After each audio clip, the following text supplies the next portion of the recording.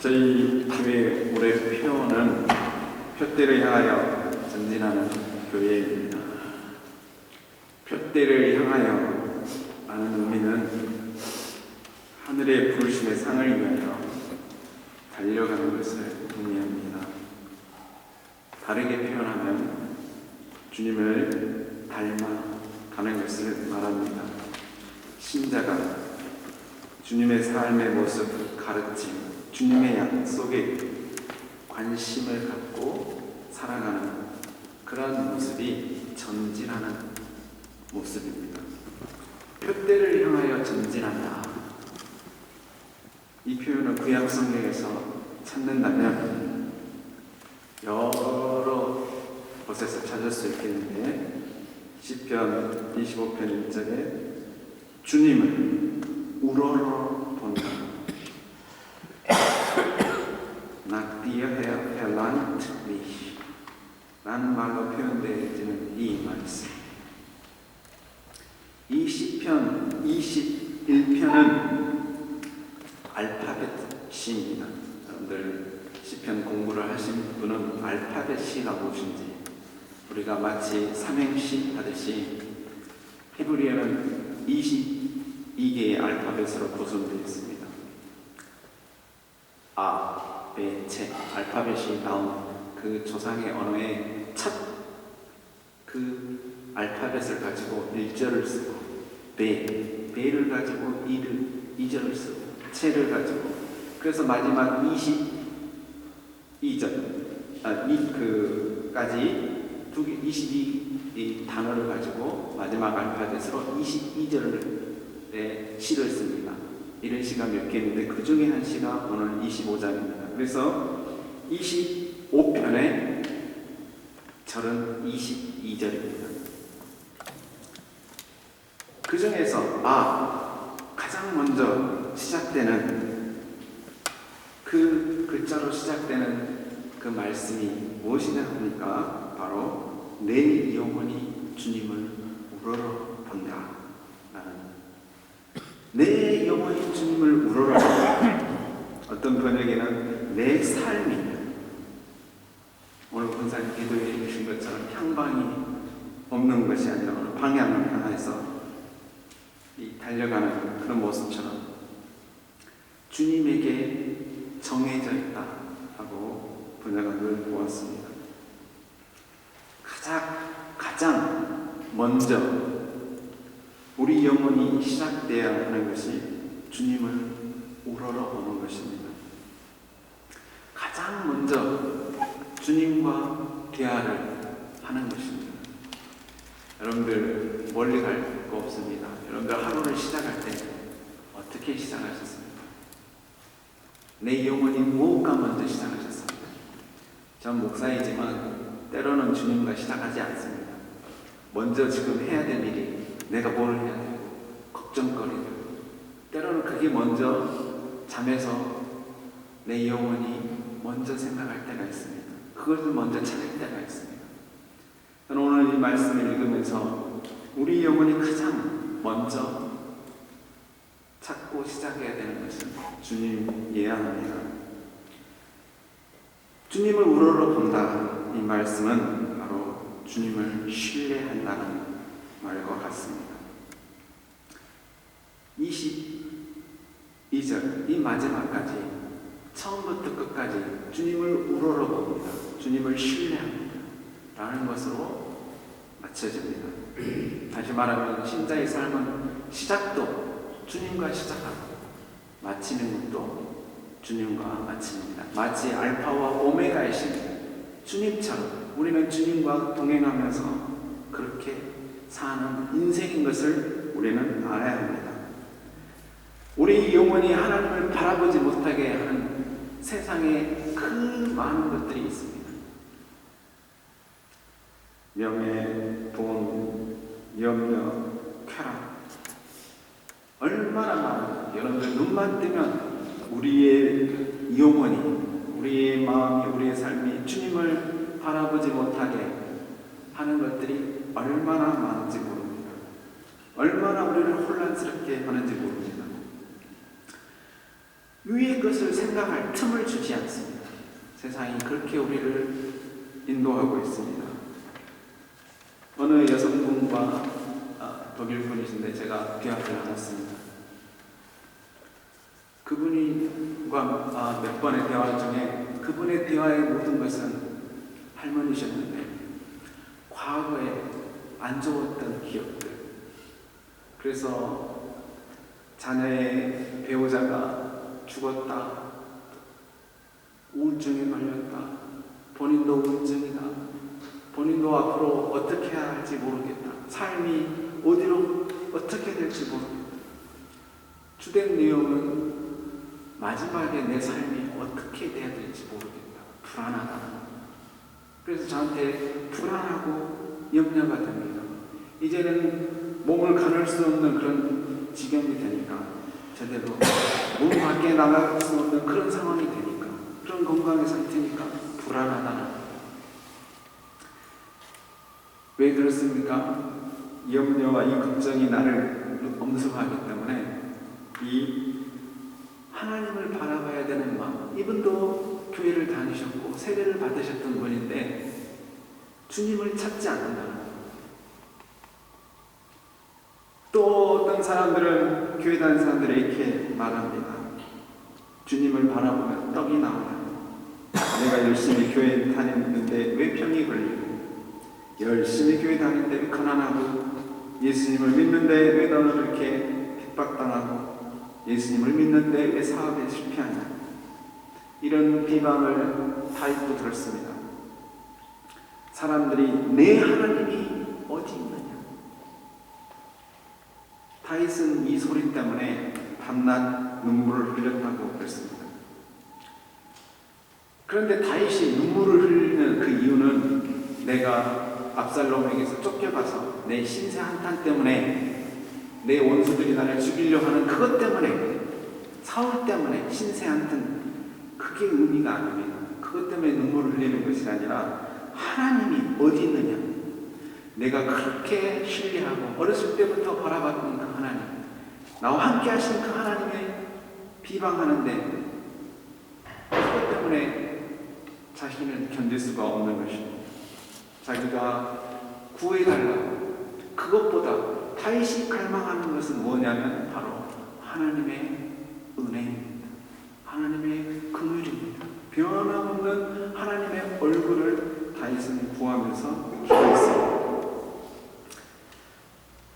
2절 말씀에 다윗은 자신이 하나님을 신뢰하는 일이 수치스러운 일이 되지 않게 해달라고 기도합니다. 그리고 바로 확신을 합니다. 하나님을 신뢰하는 자는 절대로 수치를 당하지 않는다. 다시 말하면 처음부터 우리와 함께 하신 그 하나님이 우리가 잘못했다, 우리가 하나님을 화나게 했다, 그렇게 우리가 하나님을 속상하게 해서 하나님이 우리를 저버리는 그런 하나님이 아니시라는 거죠. 내가 연약해서 교회를 나올 수 없어서, 내가 돈이 없어서 헌금을 못하고, 내가 힘이 없어서 봉사를 못한다고 해서 하나님이 우리와 함께하지 않는 하나님이 아니라 끝까지 우리의 삶이 호흡이 닿을 때까지 하나님의 긍휼과 인자하심이 나라와 함께 하신다는 것입니다. 아멘. 그를 향하여 우리 가진 바 담대한 것이 이것이니 그의 뜻대로 무엇을 구하면 들으시리로다. 기도하는 사람은 이런 확신이 있어야 됩니다. 이런 확신은, 다윗과 같은 이런 확신은 바로 하나님의 은혜를 맛본 사람만이 강구할 수 있습니다. 하나님을 경험하지 않는 사람이 하나님을 찾지 못합니다. 사슴이 시냇물처럼 찾지 않습니다. 왜냐하면 주의 인자가 생명보다 낫다고 다윗이 고백했어요. 내가 이 고난에서 구원받는 것보다 주의 인자가 더 낫다는 거예요. 하나님의 은혜를 체험한 사람은 바로 이것을 강구합니다. 하나님과 친밀한 교제. 저도 이 말씀을 준비하면서, 이 말씀을 주면서 회개를 많이 했습니다. 하나님, 저에게도 이런 친밀한 하나님과의 교제가 있으니까 정말로 저도 내 영혼이 항상 주님께 고정되어 있습니까? 인터넷에서 제가 이런 기도를 들으면서 지금까지 저의 기도가 혹 이러지 않았나 생각을 했습니다. 마치 하나님을 요술람표처럼 그렇게 이용하지 않는 어떤 피자 배달부의 기도 응답에 대한 감사 내용이었습니다. 내용은 이렇습니다. 비가 많이 오는 날 그는 피자 배달을 해야 했습니다. 하나님께 기도했습니다. 하나님, 제발 제가 비에 젖지 않게 해주시옵소서. 그렇게 하고 기도를 했는데 이게 문제입니다. 피자를 배달을 하고 창문을 여는 순간 비가 그쳤다라고 하는 것입니다. 그래서 그는 비를 맞지 않고 피자 배달을 했습니다. 다시 운전을 하는데 비가 폭포수같이 쏟아졌습니다. 기도했습니다. 하나님, 젖지 않게 해주시옵소서. 그랬더니 정말 문을 열고 피자 배달을 하려고 하는 순간 비가 멈췄더라는 것입니다. 그래서 그가 이렇게 고백했습니다. Ich bin kein einziges Mal nass geworden. 하나님 감사합니다. 그러면서 무슨 이야기를 하냐면 저는 이 부분이 너무 다른 피자를 배달하는 사람들은 내 동료는 완전히 젖었는데 저는 젖지 않게 하심을 감사합니다. 오 하나님 감사합니다. 저는 이 기도가 참 순수하게 정말 느껴지지만 마지막에 다른 내 피자 그 배달부는 동료는 다 젖었는데 나만 하나님의 은혜를 입은 것에 감사한 것에 대해서 저는 좀 실망을 했습니다. 제 기도가 그렇다는 거예요. 기도가 나 중심, 들어주시옵소서. 나의 이 기도는 물론 우리의 모든 것을 하나님 앞에 아뢰야 합니다. 그런데 우리 기도가 항상 이것으로 머물러서 상대적인 행복감, 이것은 진정한 기도자의 모습은 아니라고 생각합니다. 오늘 4절 말씀에 우리가 우리 기도의 중심이 무엇이어야 하는지를 말씀해주고 있습니다. 여호와여 주의 도를 내게 보이시고 주의 길을 내게 가르치소서. 주님을 바라보고 주님을 신뢰한다라고 하는 것은 하나님 내게 돈 많이 벌게 해주세요. 내 자녀 성공하게 해주세요. 물론 중요합니다. 그러나 거기에가 포인트가 있는 것이 아니라 여호와여 주의 도를 내게 보이시고 주의 길을 내게 가르치소서. 여러분들이 영원히 눈을 뜨고 하루가 시작될 때 이 기도가 있어지길 원합니다. 여러분 자녀를 위해서 기도할 때, 여러분들 직장에서 기도할 때 하나님 오늘도 내게 주의 도를 보여주시고 내가 일할 때 내가 무엇을 하든지 주의 뜻을 가르쳐 주시옵소서.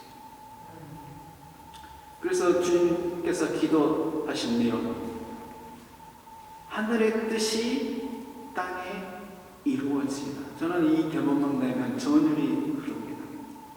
그 안에 무수한 기도 제목이 스쳐갑니다.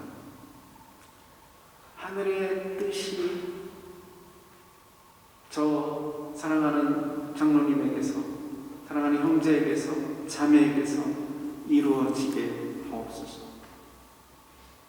주님, 이렇게 내가 힘이 듭니다. 다윗처럼 억울하게 제가 마음을 받습니다. 나를 헤아리는 사람이 있습니다. 그 상황에서 거기에 내 영혼이 고정되는 것이 아니라 하나님의 뜻을 알게 해주시옵소서. 여기서 내가 어떻게 해야 합니까? 하고 하나님을 향하는 모습이 진정으로 하나님을 우러러보며 하나님을 신뢰하는 모습입니다. 우리는 살아가면서 가정에서, 직장에서든지 교회 안에서 항상 문제를 만나게 됩니다. 특히 개인과 가정 공동체 간에 문제를 직면하게 됩니다. 여러분들, 저도 부부싸움을 해봤지만 여러분들 그 부부싸움을 하게 되면 그 순간에는 하나님의 도를 보여주시옵소서, 이게 사라집니다. 그리고는 무엇만 나와요? 그 사람만, 너와 내만 지금 잘못, 원인, 이것만 보이는 거예요. 그것은 진정으로 목표를 향하여 가는 자의 자세가 아닙니다. 여러분들, 하나님의 뜻을 구하고 찾는 것은 그래도 어느 정도 저는 신자라면 그래도 알 수 있다고 생각합니다. 왜냐하면 하나님의 말씀을 우리가 있기 때문에. 그런데 신자에게 하나님의 뜻을 아는 것보다 힘든 게 뭐냐면 하나님의 뜻이 이루어지는 것을 기다리는, 인내하는 그 인내의 시간이 저는 더 힘들다고 생각합니다. 여러분들, 어떤 분이 저한테 물어봤습니다. 목사님, 하나님의 뜻을 어떻게 알 수 있습니까? 그렇게 물어보려요. 참 아리송다리송한다는 거, 이것도 갖고 오죠. 그러나 저는 개인적으로 하나님의 뜻은 분명하고 우리에게 언제나 확실하게 답을 주십니다. 내가 그거를 복잡하게 해석해서 그렇지, 하나님은 하나님 사람, 이웃 사람 뜻 안에서 생각하면 다 풀립니다. 주의 진리로 나를 지도하시고 교훈하소서. 내 구원의 하나님이시여, 내가 종일 주를 바라나이다. 5절 말씀에 강조되는 단어가 있습니다. 하나님보다, 교훈보다 더 강조되는 그 강조 단어가 있습니다. 그게 무엇이냐 하면 종일이라는 단어입니다. 다시 말하면 매일 주를 바라나이다. 여기에 이 5절의 말씀에 강조가 있습니다. 왜 매일 바라야 됩니까? 인내하는 것이, 기다린다는 것이 그렇게 힘이 듭니다. 그런데 우리가 언제 기다릴 수 있냐? 그러면 하나님의 인자와 긍휼에 대해서 체험을 한 사람은 바로 기다릴 수 있습니다. 사람들은 자존심 때문에 손해보는 것이 싫어서 금방 변합니다. 언제 사랑합니다 이러고 언제 돌아서면 미워합니다. 쉽게 낭망합니다. 그런데 우리는 하나님의 긍휼과 사랑을 체험한 사람이면 우리도 하나님의 어떤 상황에서든지 인내할 수 있습니다. 왜냐하면 죄인인 저를 그렇게 참으시고 용납하신 사실을 저 개인은 체험했기 때문에 그것을 합니다. 어떤 분들은 기도하다가 하나님 해주시옵소서 하고 기도하다가 며칠도 못 되어서 중단합니다. 기도하면서 불안해합니다. 어떤 이들은 기도하고 기도가 끝나는 순간에 포기합니다. 아멘하고 저희 아버님이 감사합니다, 감사합니다 기도해 주셔놓고 저를 기도하실 때 전화하시는데 첫 단어가 한숨부터 나오십니다. 아들아, 너는 오늘 어떻게 했니? 어떻게 했니? 아들 걱정 때문에 한숨부터 나가시는데 그 전에는 바로 감사합니다 이렇게 하셔놓고 전화 딱 들면은 바로 그렇다는 거예요. 어떤 분들은 기도 중간에 포기합니다. 하나님, 이런 기도는 안 들어주시지. 그래서 기도하면서 포기를 하는 분도 있습니다. 그러나 오늘 시편 기자 다윗은 이렇게 말씀합니다. 하나님이여, 주는 나의 하나님이시라. 내가 간절히 주를 찾되 물이 없어 마르고 황폐한 땅에서 내 영혼이 주를 갈망하며 내 육체가 악모하나이다. 내가 주를 찾되 물이 없어 마르고 황폐한 땅에서 내 영혼이 주를 갈망하는 것입니다. 이게 바로 신자의 모습입니다. 상황이 최악일 때, 정말 답답할 때, 화가 날 때, 그때 하나님을 갈망하는 것이 신자입니다. 저는 저희 아내랑 우리 아내가 가정 얘기를 하지 말라고 그러는데 이 말을 하겠습니다.